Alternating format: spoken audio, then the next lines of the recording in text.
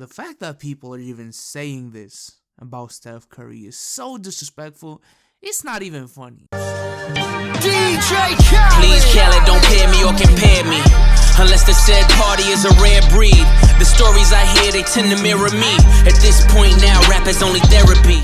Man, that intro is so nice, man. But before we get started, I need to let you guys know about the Hardwood Amino app, as they are sponsoring this video.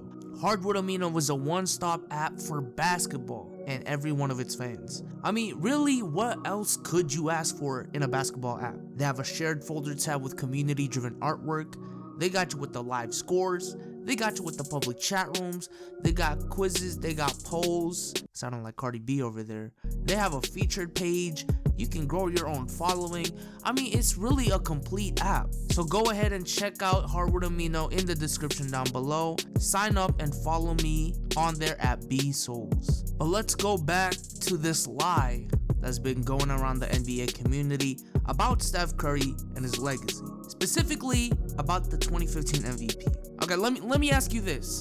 How many times have you heard this? Steph Curry didn't deserve the 2015 MVP. Followed by the stat comparison between Harden and Steph that year. Comment that number down below. It's probably been a lot, right? And you know what?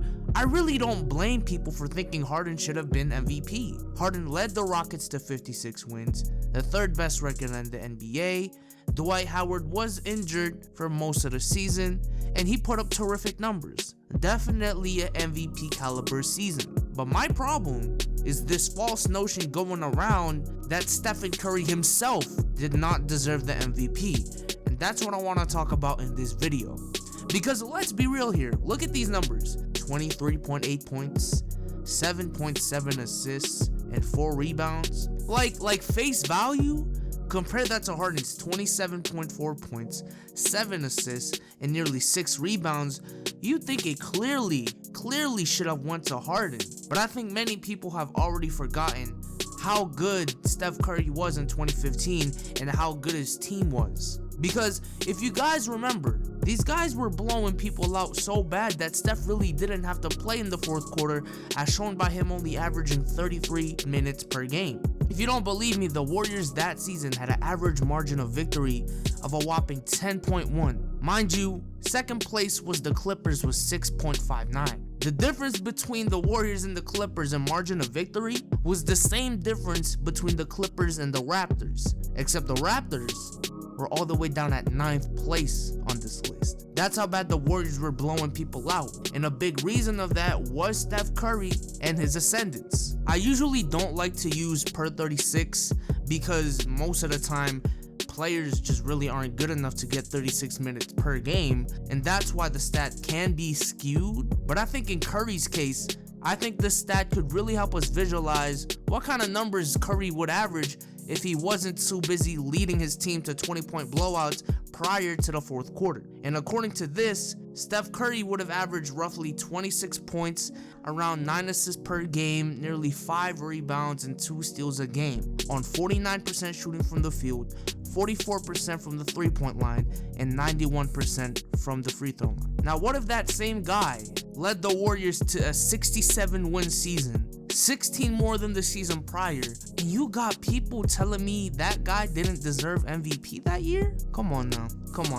Now I know the counter arguments that people will say, right? Number one is he had more help than Harden. And while it is true, it wasn't just Steph that stepped up in 2015, as Klay and Draymond definitely were game changers as well. As much as Steph benefited off of Klay and Draymond and the rest of the team equally benefited off of Steph because of how much attention he drew because of his shooting and how game-changing it was. I also know that Dwight was injured for half of the season, but here's the thing. They played better when Dwight was off the court, as he had a negative box plus minus that year. But you know, I think in a whole grand scheme of things, the argument that Harden had less help than Curry is a valid argument. I'm not refuting that. Like I said in the beginning, I'm not even refuting the case that Harden had a case for MVP that year. Heck, I wouldn't be mad if someone walked up to me right now and told me that the award should have went to Harden. But here's the thing, there's a difference between you saying the MVP should have went to Harden in 2015 and saying Steph didn't deserve the MVP that year, followed by the team records, Curry's help versus Harden's help and their stats. Because I understand people making the case for Harden, I have no problem with that. But I have been constantly hearing this argument to really diminish what Curry did that season. Like even last year, I was hearing the same thing too. There's a difference between saying Harden should have won the award and saying Russ shouldn't have been the MVP. Because by all accounts, Russell Westbrook did have an MVP caliber season. He put up MVP caliber stats, and he definitely 100% deserved the award. But here's the thing, Harden as well also 100% deserved the award. That's what I'm saying. Both of them deserved it. So I just don't like it when people say Russ didn't deserve the MVP, Steph didn't deserve the MVP. You know, there's a difference.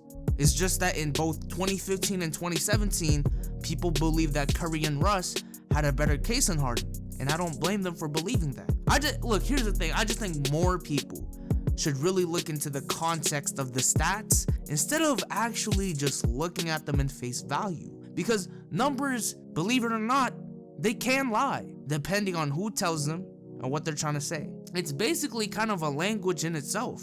And I'm not gonna act like I'm this perfect person as well, because I remember watching a video of my own from a couple months ago saying that Harden really should have won the 2015 MVP instead of Curry. And now I'm here saying Curry still should have won it. It sounds like I'm flip-flopping, but hey, I never said I was perfect. You can flip-flop. But, you know, I really do think people can change their minds. People can change their opinions. You know, KD in 2010, when he tweeted out that tweet, is not the same KD that kind of went against that tweet. You know what I mean?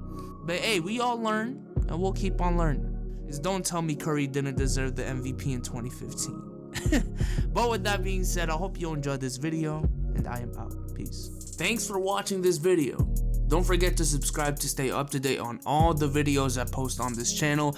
And while you're here, go ahead, check the description for a link to a giveaway where I'll be giving away a free copy of NBA 2K18, a $50 NBA store gift card, and a free shirt. Peace.